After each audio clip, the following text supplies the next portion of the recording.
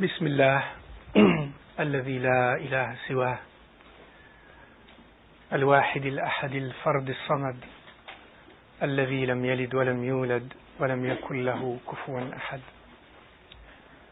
والحمد لله حمدا كثيرا طيبا مباركا فيه أبدا سرمدا حمدا يليق بجلال وجهه وبعظيم سلطانه حمدا يليق بجزيل نعمائه وأصلي وأسلم على نبيه الصادق الأمين المبعوث رحمة للعالمين وعلى آله الطاهرين الطيبين وصحابته الصالحين الميامين ومن تبعهم بإحسان إلى يوم الدين اللهم اكتبنا منهم.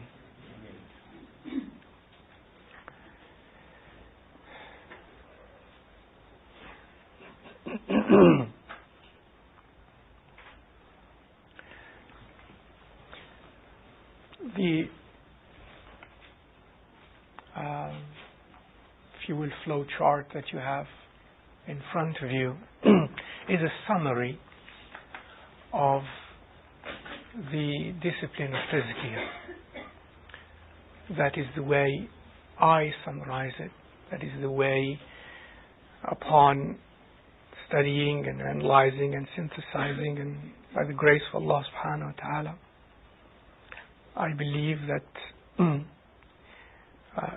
this chart simplifies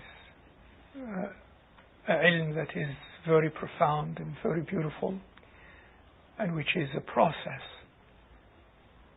a circle, a continuing circle until one dies. And that in this chart that you have in front of you, you might have had, some of you, another chart which is basically the same thing, as some of you will soon realize.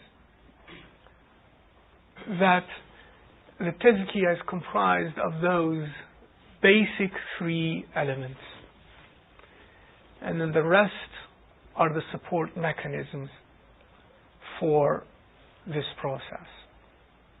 Ilm, and that's what we are dealing with.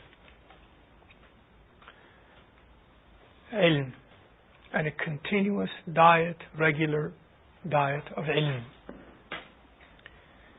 Ilm through learning, ilm muktasab first, which, insha'Allah ta'ala, as the dark arrow implies, leads and generates tawbah, that we have talked about and we will talk about again, insha'Allah ta'ala, for there are many of you who are new.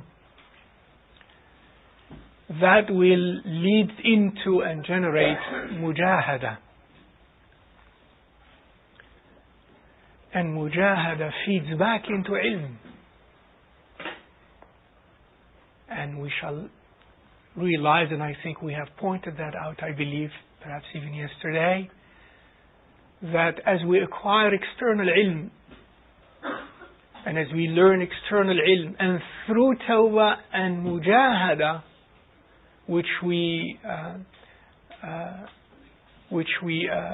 spoke about in terms of the shovels, remember? We spoke about that. The shovels of Tawheed, the shovels of Mujahada, that are intended to clear the ground of the qalb.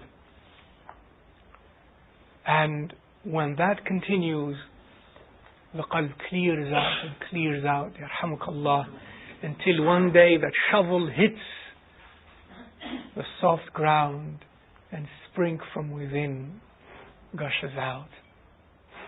And that is ilm ladunni, ilm ilhami, from within.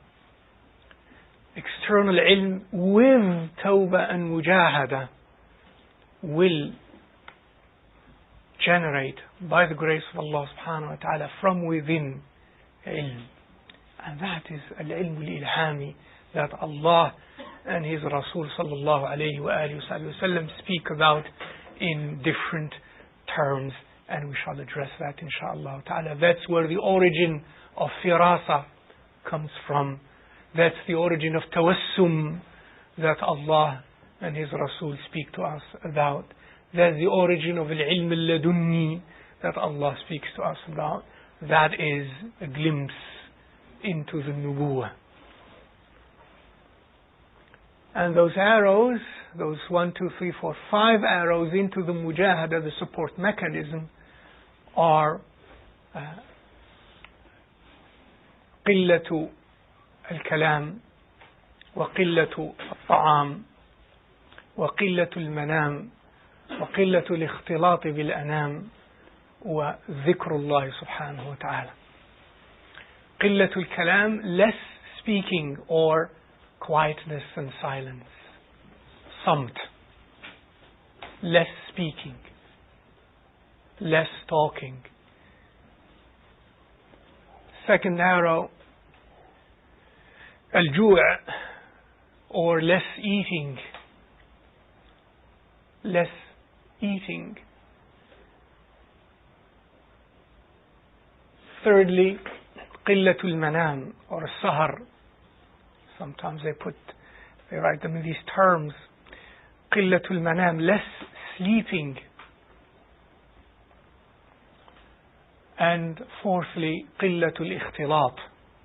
Qillatul ikhtilat bil anam, less mingling with people or retreat or khalwa. And fifthly, that almost arrow by itself of support into mujahada is dhikrullah azza wa jal.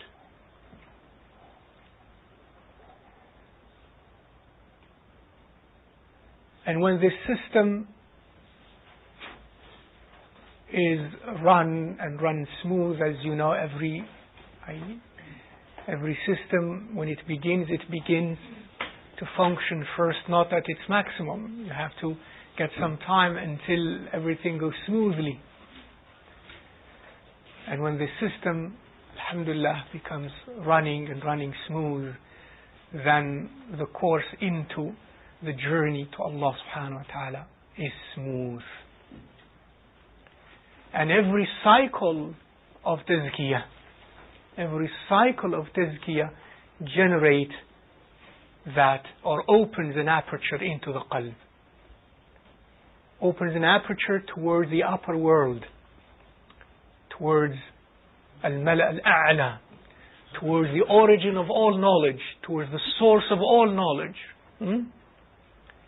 And begins to disengage the qalb from the nafs, begins to shut the shutters of the lower nafs into the qalb.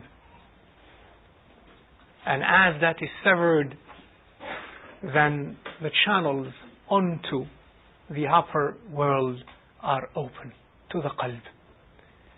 In other words, the qalb becomes freer and freer and freer from the grasp of the nafs and of shaitan and of the khalq.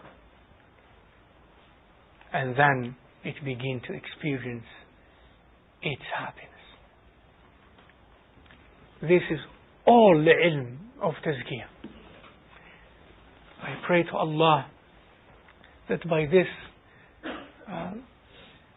we have a methodical, systematic approach by which actually to look at our improvement or the lack thereof. Every question you're going to ask, perhaps yourselves, you're going to ask sometimes your teachers and so on. If that is done methodically, you have it right in this chart. Why am I not feeling what I should feel?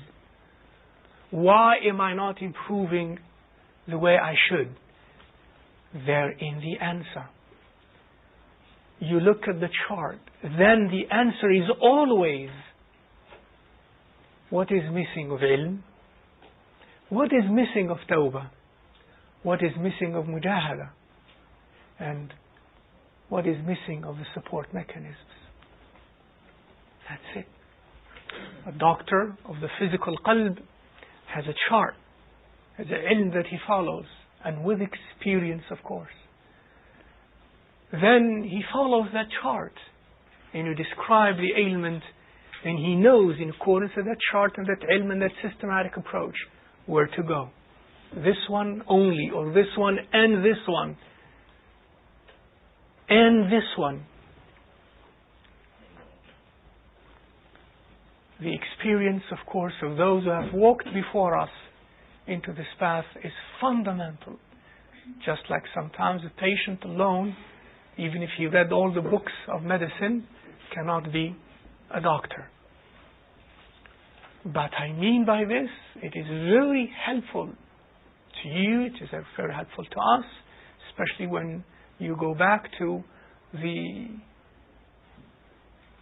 I was going to mention a word that was mentioned to me this morning, a rat race of every day into that race in which you are always a rat. Even when you win as a rat. I like that. Jazakallah khair for sharing that with me. I have something to guide me. Well, what am I doing? Where am I about my regular diet of ilm?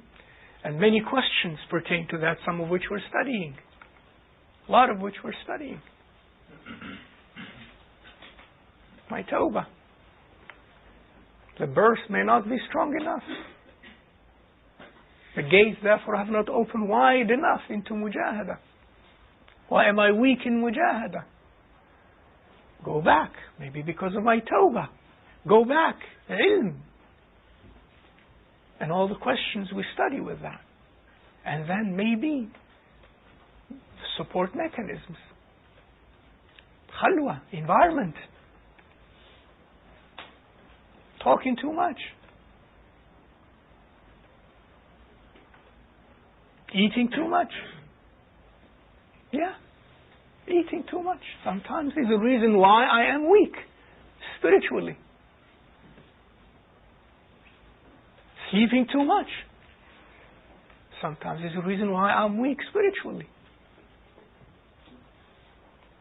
Not enough dhikr of Allah subhanahu wa ta'ala.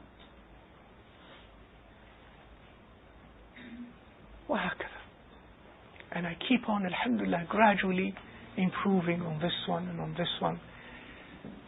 Ultimately having all the machine, or the system rather, the spiritual system, machine it's not good for this. It's not good as a word for this context of spiritual path.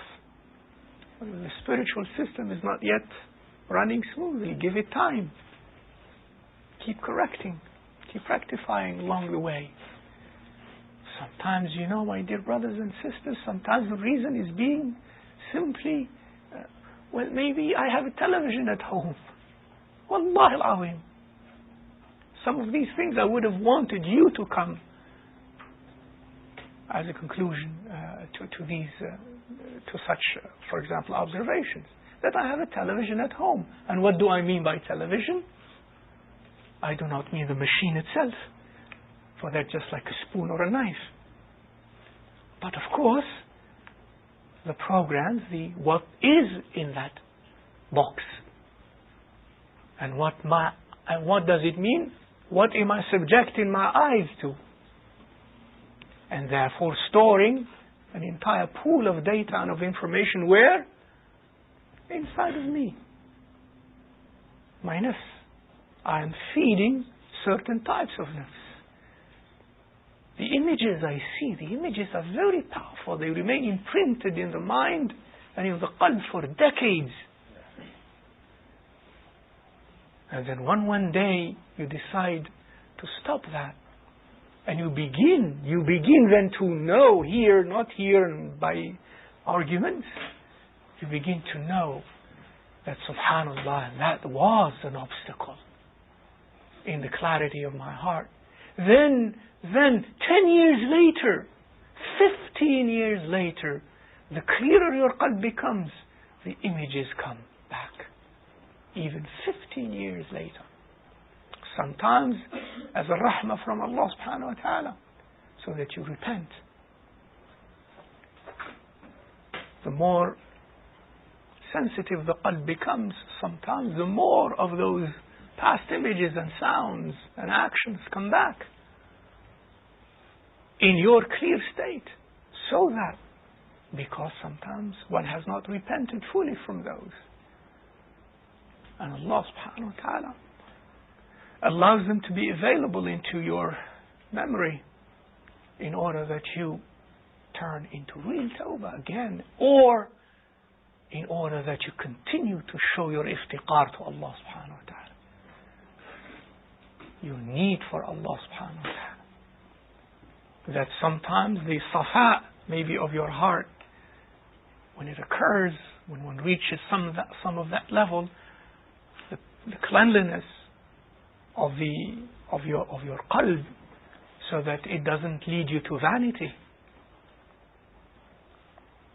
It doesn't lead you to arrogance. Then that comes back again. What you were, ya abd. And then because your qalb is in safa, you feel haya. It makes you feel haya from Allah. Allah forgives, and there is haya left. Ma'asiyah has always a lasting impact. After Allah forgives. After tawbah. Because the mu'min, when he's forgiven or she's forgiven, alhamdulillah, قل يا عبادي الذين أسرفوا على أنفسهم لا تقنطوا من رحمة الله إن الله يغفر الذنوب جميعا إنه هو الغفور الرحيم. This is the ayah of raja, the ayah of raja, of hope for the mu'min, for the muznib, for the ta'ib. Because Allah says subhanahu wa ta'ala, say, O ibadi, O my servants who have overwhelmed themselves with sins, do not despair. Do not despair from the rahmah of Allah subhanahu wa ta'ala. For Allah forgives all dhunoob. And then the more qalb is clear, the more the qalb feels the minnah of Allah subhanahu wa ta'ala through this ayah. And then just that ayah, the fact that Allah subhanahu wa ta'ala is that giving and forgiving, shudders the qalb into tears. But then the haya of a mu'min remains from Allah Azza wa Jal. Haya. That one has disobeyed Allah Azza wa Jal. Now this is after tawbah. And when the qalb has cleared, then this, Allah has forgiven. But no, I know more about Allah. And I have disobeyed you, Ya Rabbi, while you were seeing me. This mu'min in that hal is unbearable for him.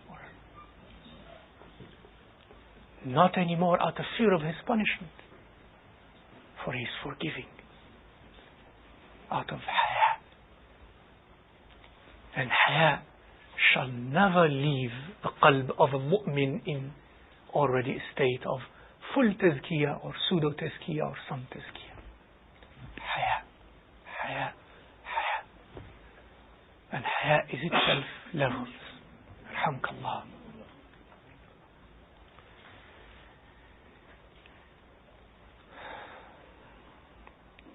The ilm of dhunoob. The ilm about dhunoob. We shared yesterday with each other ilm about the nafs, of the nafs, that would have led us to the conclusion, ilm-wise at least, that we need to be free from ourselves. We need freedom from the self and not freedom of the self.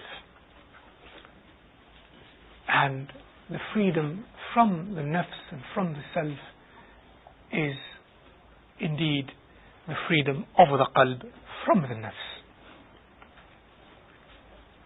And therefore the freedom of the qalb from the impact of dhunoob on the qalb. And dhunoob, disobedience to Allah subhanahu wa ta'ala, sins always have an impact inside of us, on our qulub, always. The summary that you have in front of you, for example, the ulama rahimahullah ta'ala, of whom Shaykhuna rahimahullah ta'ala, Shaykh Ibn al-Qayyim and others speak of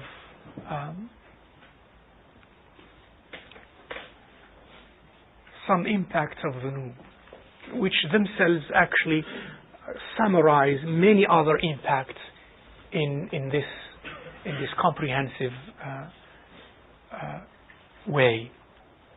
And one of those impacts of dhunoob on us is, he speaks of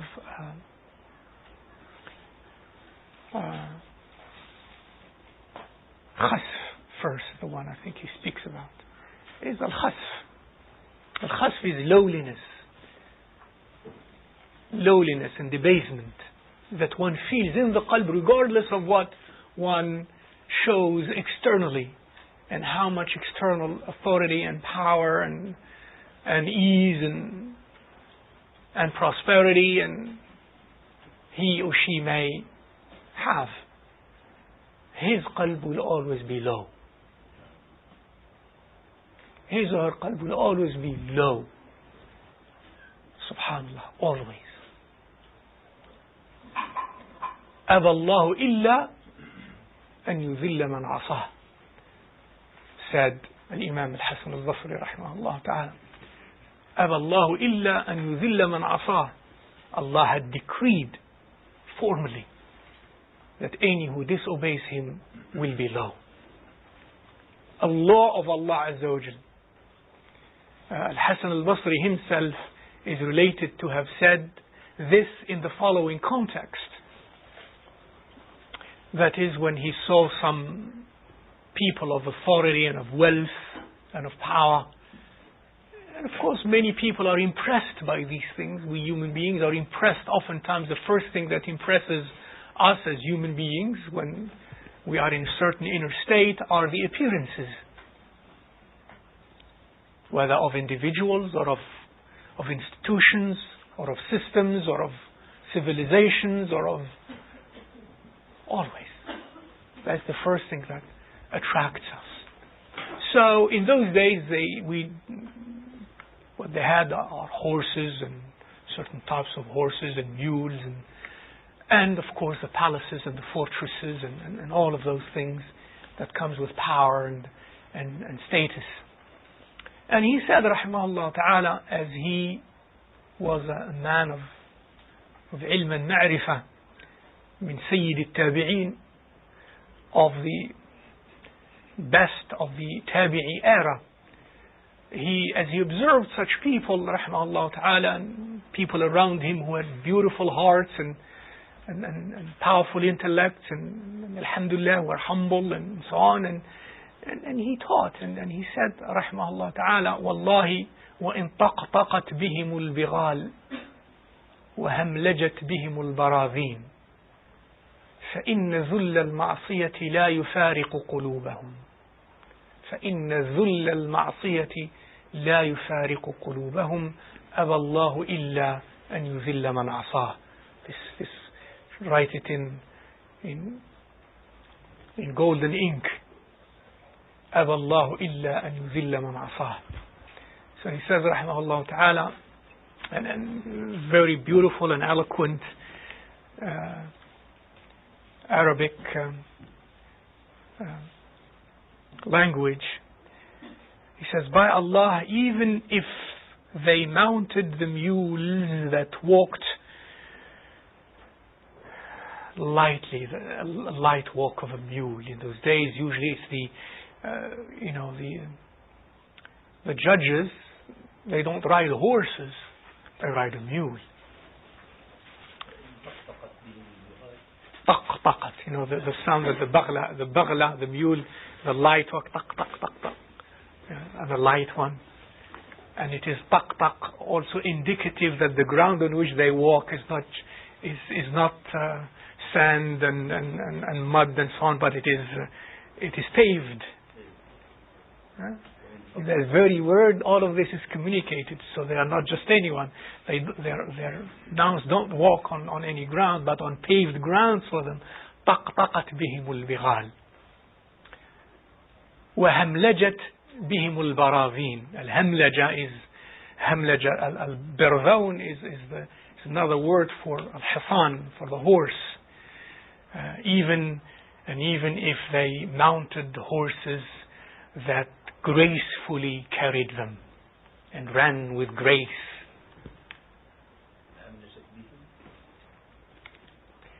And ran with grace. The dhul of ma'asiyah. وَهَمْلَجَتْ بِهِمُ الْبَرَاذِينَ. The dhul of ma'asiyah. The lowliness, the debasement of ma'asiyah, of sin, of disobedience. لا يفارق قلوبه. Shall never depart from their hearts. أبى الله إلا أن يذل من عصاه. Allah willed and decreed that lowliness and debasement is the share of the one who disobeys him subhanahu wa ta'ala. والله إنه لحق. والله إنه لحق. I know. So when I know this, my dear brothers and sisters of Dhunoob, and especially when in the pursuit of this cycle of Tazkiyah things begin to clear a little bit, then this ilm begins to have a taste inside of my qalb. I can see that inside of me. And sometimes Allah subhanahu wa ta'ala gives the ilham of the abd's qalb to see that in a human being. And the abd knows that human being has disobeyed Allah Azza wa Jal. And that human being is afraid inside. And that human being is insecure inside. And that human being is low inside, to the extent that sometimes it is shown on the face, that is sometimes seen and known. Wallahi innahu lahaq. My dear brothers and sisters, in a sense, those who see that sometimes are some ibad of Allah subhanahu wa ta'ala, and Allah doesn't give this ilm to everyone. And therefore those ibad keep it always to themselves, because that is sirr min Allah Azza wa Jalla lahum. That is a private gift to Allah Azza wa Jalla to them, and they keep it and they never expose it. They don't come to the person and tell him or her, you have done this in front of people publicly. Never. That's between them and Allah subhanahu wa ta'ala. And Allah grants them these gifts in order that they help others, that they be compassionate on others, that they be merciful towards others, that they guide others, not that they expose others. Because that's the work of shayateen, and that's the work of the wicked, and that's the work of the zalim, and that's the work of the jahil.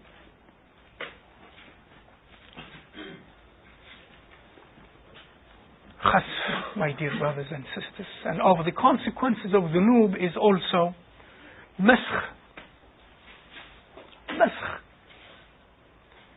And Allah tells us about it in the Quran, and Rasulullah tells us about it in the Sunnah. And I'm not going to mention the texts pertaining to some of these, only sometimes and occasionally, and even in the summary that you have in front of you, much of the texts have not been introduced because it's intended to be a summary. And that maskh, meaning, if you will, mutation, that the person's inner being is mutated into that of an animal. Characteristic of the type of dhunoob he or she commits. This should remind you of something we have already covered. What is it? The type of nufus. And that means what? That the type of dhunoob we commit will enhance the image, put the word enhance, the image of the type of animal my nafs is. The certain types of dhunoob I commit will cultivate and nourish the bahimi nafs, a cow or a pig or kada or kada or kada, or hyena or a wild dog or kada, or a shaitan, wal-iyad billah. Until so much so that my nafs becomes fully a nafs of such or such an animal. To the extent that sometimes, again, some ibad, subhanallah, as they have experienced and said, وَتَفَرَّسُوا, and they saw with the eyes of their qulub, and they saw that sometimes in the very appearance of abd. Sometimes it comes to them in dreams. And I'm not speaking about the dreams of the wicked and say, I had a Rabbani dream. And sometimes it goes to the extent that it becomes externally a mutation. And Allah did that sometimes and occasionally. That some ibad have been physically transformed and mutated into animals. And Rasulullah ﷺ said in an authentic hadith that also amongst this ummah of Islam, there will be masakh of people into qirada wa khanazir in the latter times. That there will be people in this ummah mutated into qirada wa khanazir.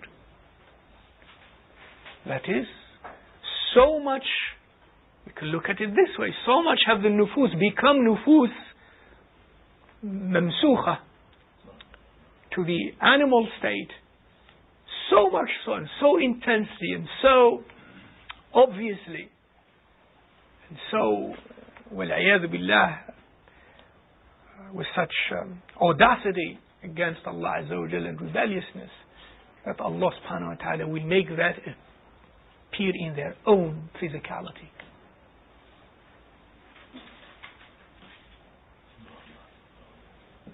Masakh,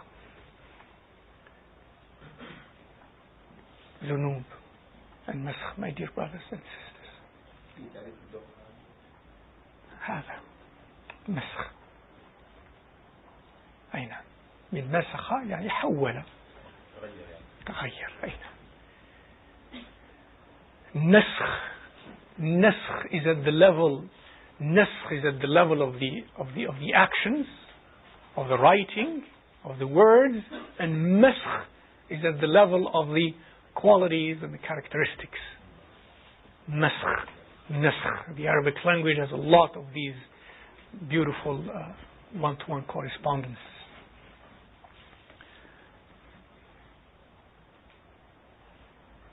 The third one that Ibn al-Qayyim also speaks about is naqs.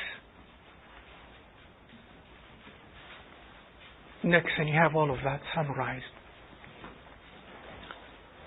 And naqs is, that's why you have something that is mankus, a glass that is mankus, which is upside down. And that the dhunoob lead to an upside down change in the qalb of the individual. Meaning that he or she will perceive things in reverse. Something right will be wrong. And that's as a result of dhunoob. Something right will be wrong. qalbun mankus. And Rasulullah speaks sallallahu alayhi wa sallam about a qalbun mankus. All of these are from the Quran, from the Sunnah. These classifications are not, as a matter of fact, ijtihadi. They are textual. Mamkus. And Rasulullah speaks about the qalb that is ma'il, mankus, tilted, does not hold anything inside of it properly, tilted. Kalkuzi mujakhiyah. When he speaks of that qalb, الذي أشرب الفتن, that is soaked with fitan and absorbs fitan and enjoys fitan and looks for them, al-mutashabihat and so on, is soaked with those, and he calls that qalb that is mankus. He calls that kalkuzi mujakhiyah. It becomes like a container that had fallen, is tilted, is not straight. Anything inside of it will fall out. كالكوز مجخيا لا يعرف معروفا ولا ينكر منكرا إلا ما أشرب من هواه, as says Rasulullah sallallahu alaihi wasallam. That such qalb does not know what is khair, does not forbid what is evil, except that which his or her heart was soaked with of fitan.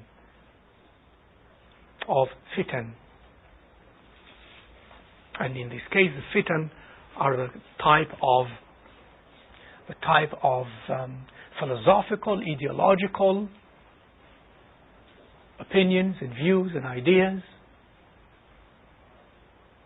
That's what it is. Because maradul qalb, imma maradu shahwatin or maradu shubha. That's one way to look at it. As the result of the nafs, of course. Then it can be looked as the amrad of the qalb, the diseases of the qalb. It's two categories, one of shahwa and one of shubha. The marad of shahwa, marad of appetite, it has to do with the weaknesses of the qalb and of the nafs that are carnal, that have to do with the bahimi tendencies, such as eating and sleeping and playing and copulating and these things that are of the shahwa, of the internal, if you will, low appetite, of seeing and of hearing and of the tongue and these types of appetites. But the shubha, the marad of the shubha, and both are spoken about in the Quran in very clear terms. The marad of the shubha has to do with the intellectual issues and ideological issues and views and opinions. There is a mail, there is an inclination towards certain ideological, philosophical and intellectual approaches and ways and philosophies. And these lead to shubuhat. And a qalb that is marid is easily affected by the shubuhat and easily affected by the shahawat. So, the qalb that is in a state of naqs is in a state of being upside down. لا يعرف معروفا ولا ينكر منكرا إلا ما أشرب من هواه. And that's where the hawa concept comes in. The hawa is a sifa of the nafs. The hawa, shahwa and hawa are sifat of the nafs, are characteristics and traits of the nafs. So when I say my nafs is weak, and I say my nafs and my shahwa and my hawa, either I'm being repetitive or I'm mentioning first the general and then following it by the khas, by the specific. And this is common in balagha, and common in the Quran, and common in the words of the hukama, in the words of the wise, that we mention first a general attribute and we follow it by the specifics of that general attribute. So when we say nafsi wal hawa are my enemies, nafsi wal hawa are my enemies, my nafs and the hawa, which means my nafs and the hawa of my nafs, because the hawa is a characteristic of the nafs. The shahwa is a characteristic of the nafs in the manner I just explained to you, in the difference between shahwa and the difference between hawa, and hawa leads to shubha. and shahwa, and hawa also leads to shahwa. You understand? Hawa is different from shahwa, but hawa leads to shahwa. But shahwa is not hawa. Hawa is the leader, is the imam. And shahwa is the energy. One has his or her hawa as the imam, as the guide, not the shara. His or her inclinations, his or her intellectual, quote-unquote, prowess, or the lack thereof. The person's leader is the hawa, not the shara. Views, opinions, I repeat. One's reliance on one's intellectual abilities only. That is the hawa, independent from shara. Sometimes trying to model or to mold rather the shara into the hawa, or the opposite. So the hawa guides, and the shahwa is the energy that moves the abd to follow that hawa. And also hawa generates shahwa, because hawa is a leader that is not the shara. So it generates and it incites and it provides momenta inside the nafs and not the qalb, of shahwa, of appetites. Because sometimes my intellectualizations to certain things lead me to legitimize certain carnal appetites, isn't it? And leads me to develop certain appetites that are immoral and that are harmful and that are evil and that are low and that are base. My hawa leads me to my shahwa, leads shahwa as well, and generates a type of shahwa. So al-qalb al-mankus is the qalb that ends up, in other words, seeing falsehood as truth and truth as falsehood. And some of the arguments around it are these that we just mentioned. We stop here, inshaAllah ta'ala, and we resume in about 7 minutes, bi-idhnillah.